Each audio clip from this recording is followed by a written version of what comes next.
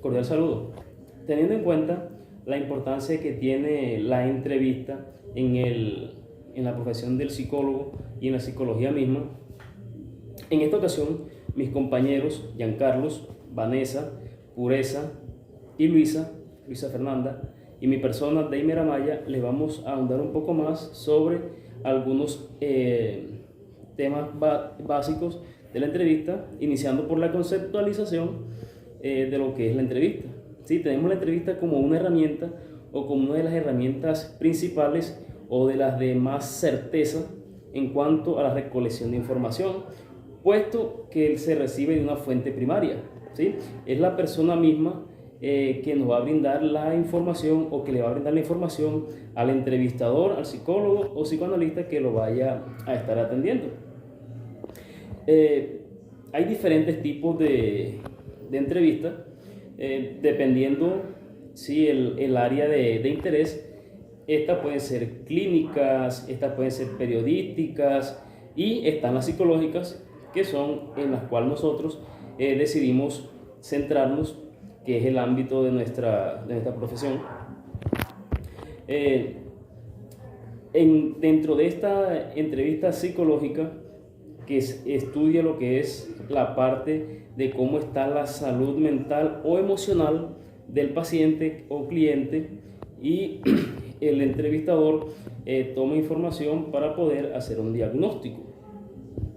Estas entrevistas, según cómo se estructuren o cómo se lleven, estas pueden ser cerradas o estructuradas, abiertas o no estructuradas, o mixtas o semiestructuradas, ¿sí? Que es una combinación de estas. Sabemos que las cerradas es cuando ya viene, o estructuradas cuando ya viene una respuesta, unas preguntas que son las que se le van a dar aplicabilidad, mientras que las abiertas nos dan, digamos, esa facilidad de que el paciente o el cliente pueda abrirse a contar otras cosas. Bueno, hablando ya de lo que es el perfil del entrevistador, porque juega un papel importante para que el paciente pueda brindar la información. Este debe ser, digamos, tener la característica de poder individualizar, puesto que no todos los pacientes, no todos los sujetos son iguales. Cada uno tiene sus características particulares en las cuales se debe trabajar de acuerdo a ello. El entrevistador debe ser una persona muy objetiva, ¿sí? Neutral, puesto que no puede entrar en temas delicados a tomar postura, ni de pronto juicios a priori, sino que debe ser neutral en cuanto, digamos, a esto. El entrevistador debe de facilitar un carácter empático, con el objetivo de que el entrevistado pueda sentirse en un ambiente de confianza para poder abrir y contar sus problemas o situaciones. Sin embargo, se debe mantener cierta distancia entre ellas, bueno, evitar el tutearse, con el fin de establecer y mantener siempre, digamos, esa distancia entre paciente y cliente, y que no vayan a haber, digamos, confusiones en este tipo de relación, ya que son personas que vienen un tanto vulnerables. Por lo demás, bueno, mi compañero va a estar brindándole más información en cuanto a otras características. Dar respuesta a la actividad número 5 de la asignatura Técnicas de la entrevista. Analizaremos la importancia y el panorama que poseen dos ramas de la psicología en la actualidad. Específicamente nos estamos refiriendo a la psicología clínica y a la psicología de la salud.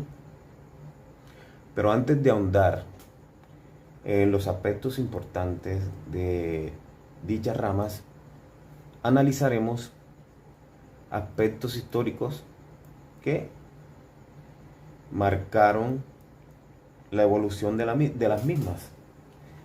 Sus orígenes se remontan a los años 1896, donde el padre del psicoanálisis, Sigmund Freud, difunde las bases y plantea los métodos psicoanalíticos para el tratamiento de trastornos mentales. Con el pasar de los años surgieron diversas escuelas, algunas a favor, otras en contra de lo que planteaba Freud, y se desarrollaron diversos métodos de diagnosticar y afrontar los distintos problemas psicológicos que padecía el individuo. Nacieron diversas escuelas que hoy en día son muy influyentes, como la psicodinámica, la cognitiva conductual, que tiene bastante aceptación en la actualidad y es la que cuenta con mayor evidencia científica. También existe la psicología positiva, la Gestalt, entre otras. Estas escuelas, cada una, pues desarrolla los métodos desde diferentes puntos. Pero la finalidad es la misma, es brindar una ayuda a nivel emocional, cognitivo y psicológico al paciente, lo cual va a impactar directamente en su salud física. Entonces, la psicología clínica y la psicología de la salud se enfocan o apuntan a evaluar distintas esferas del ser humano y tienen como eje principal los siguientes puntos. El primer punto es la evaluación psicológica, pues es una de las funciones importantes de nosotros los psicólogos como profesionales, ya que mediante esta podemos detectar si el paciente o la persona padece alguna afección psicológica o cognitiva o de otra índole a nivel mental. Luego de nosotros realizar nuestra evaluación, podemos realizar un diagnóstico con diversas herramientas que se nos facilitan hoy en día y que se han desarrollado a través de la historia, como los tests, las pruebas psicométricas, etc. Y mediante estas podemos desarrollar diagnósticos más acertados y con fundamentos científicos, los cuales nos dan una visión del siguiente paso. Luego de hacer el diagnóstico, el psicólogo debe hacer una intervención donde marcará las pautas y dará los tratamientos para que el paciente pueda superar estas afecciones.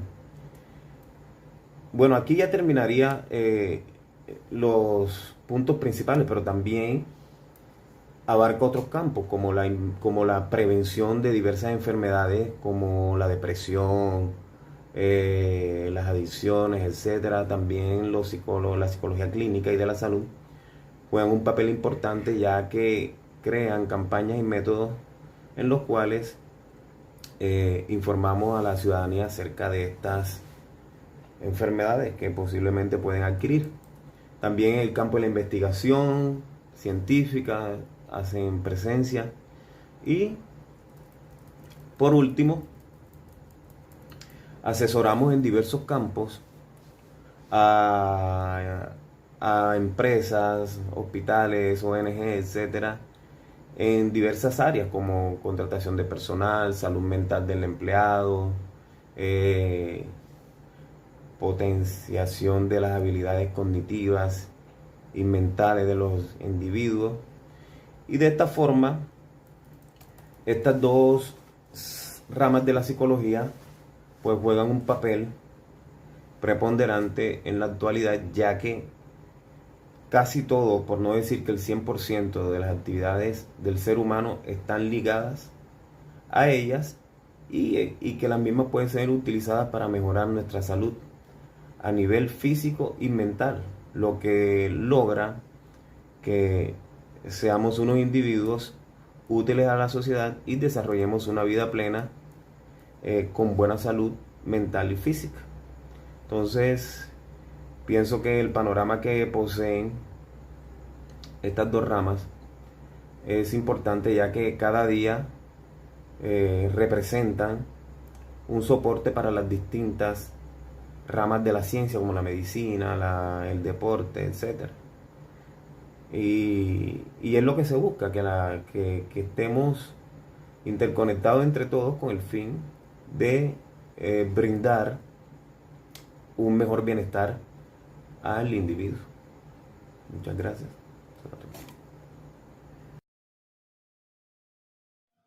Bueno, el examen mental está enfocado en los signos y síntomas para el diagnóstico de patologías psiquiátricas. Los síntomas y signos se dan en una determinada personalidad y en un determinado contexto ambiental.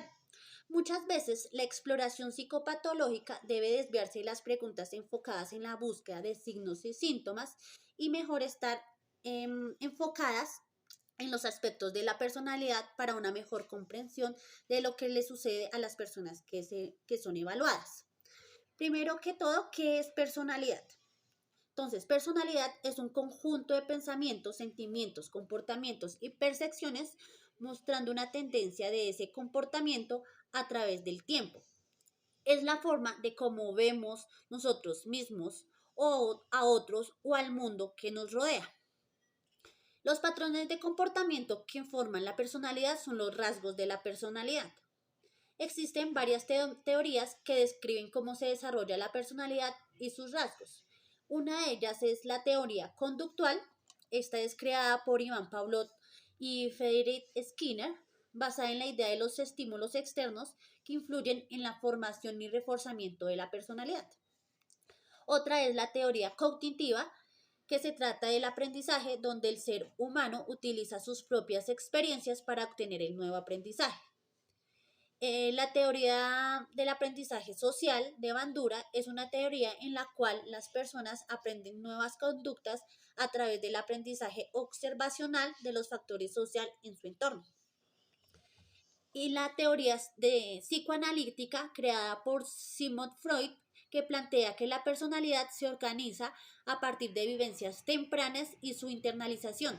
La forma en que nos comportamos se encuentra entonces influenciada por los contenidos e impulsos inconscientes. También ordena el aparato psíquico en tres grandes estructuras, que son el yo, el ello y el superyo. El yo es nuestra estructura consciente o nuestra forma de ser. El ello son los impulsos inconscientes y el superyo es la estructura normativa. Otto Kernberg ordenó esta conceptualización y diferenció la estructura de la personalidad neurótica, limítrofe y psicótica. Esta ha sido de gran utilidad para la práctica clínica. Cordial saludo, mi nombre es Pureza Gualtero. En esta oportunidad vamos a hablar de los instrumentos del vivenciar, y es que para nosotros poder realizar un examen mental necesitamos instrumentos semiológicos en psiquiatría que nos ayude a identificar los signos y síntomas psicopatológicos para un adecuado diagnóstico. A modo más explicativo, pues es analizar el aparato psíquico con una mirada integrativa desde tres áreas. En estas tres áreas encontramos el elemento del vivenciar, instrumentos del vivenciar y aspectos básicos en la personalidad. En esta oportunidad vamos a hablar de los instrumentos del vivenciar, y es que podemos decir que las vivencias subjetivas de cada sujeto que intentan evaluar a través del examen mental requieren de capacidades neuropsicológicas básicas y elementos cognitivos con los cuales accedemos y procesamos la realidad.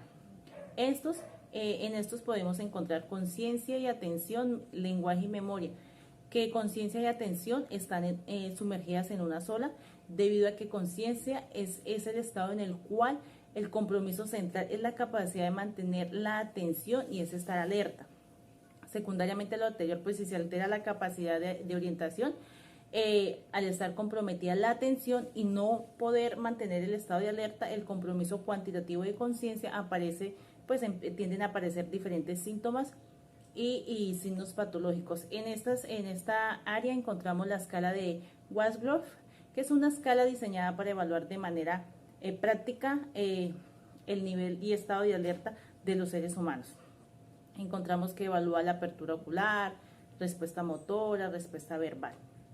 En el lenguaje, pues podemos decir que es la capacidad de usar y orientar y ordenar adecuadamente las palabras para expresar pensamientos, ideas o sentimientos. Encontramos algunas alteraciones en el lenguaje, que podemos decir que la afasia, que es el trastorno adquirido del lenguaje verbal, la disatria, que es un trastorno motor del habla, las disfasias, que son defectos del lenguaje debido a enfermedades cognitivas o desarrollo. Acá también podemos realizar evaluaciones. Acá, en estas evaluaciones del lenguaje, lo que se está evaluando es la fluidez y la comprensión y la repetición. En la memoria podemos decir que se define como la capacidad de almacenar, recuperar información y codificar. Es una función importantísima en todo ser humano, ya que si no tenemos memoria, pues no tenemos la capacidad de adquirir conocimientos. Todo parte de la memoria. Lo que podamos guardar y almacenar en la memoria es lo que nos va a permitir tener después recuerdos de lo que se ha vivido. Hay algunas clasificaciones en los distintos aspectos de la memoria, que es la visual, explicativa y semántica. La memoria a corto a largo plazo. La memoria pues está evaluada por la escala de la memoria de Weichert y el test de retención de Beton. Son como las que se utilizan más para el momento de evaluar la memoria. Estos son algunas definiciones a grandes rasgos de lo que son los instrumentos del vivenciar que se utilizan al momento de utilizarlos, al momento de implementar en un examen mental para poder detectar o dar un diagnóstico hacia una persona o individuo.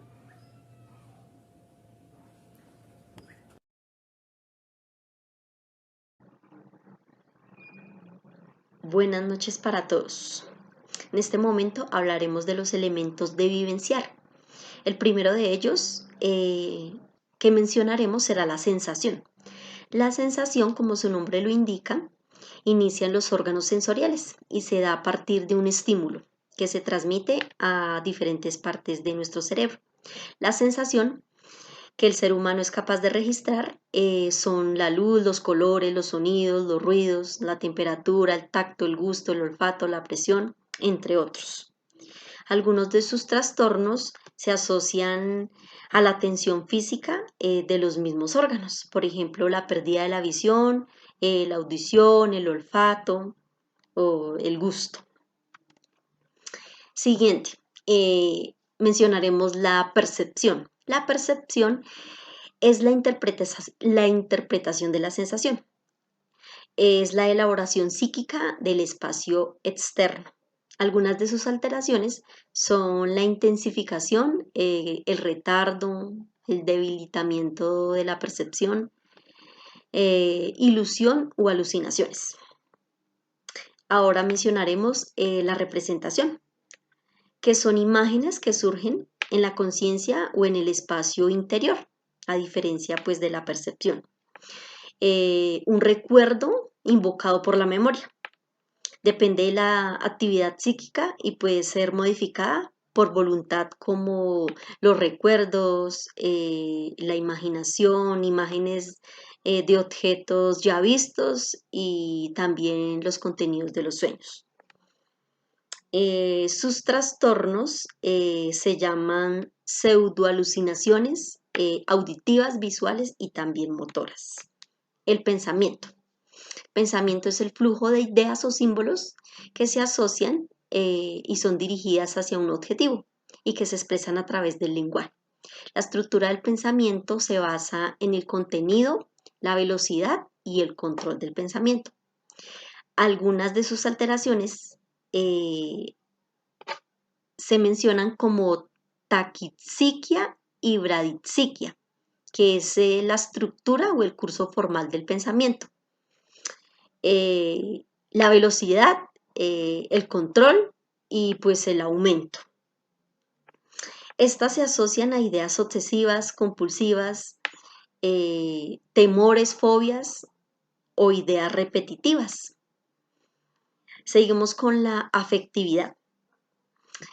Son elementos de vivencias muy importantes en los seres humanos. Entre ellos encontramos las emociones, los sentimientos y los estados de ánimo. El ser ansioso, tenso, tristeza, miedo, pánico, hostilidad, entre otros. Y por último, mencionaremos la psicomotricidad, que es la acción corporal de lo psíquico. Sus trastornos se evidencian en la pobreza o en la escasez de los movimientos faciales, corporales, incapacidad parcial o total de expresar o ejecutar un impulso o una orden, como movimientos repetitivos entre sus alteraciones, temblores, contracción muscular o movimientos involuntarios.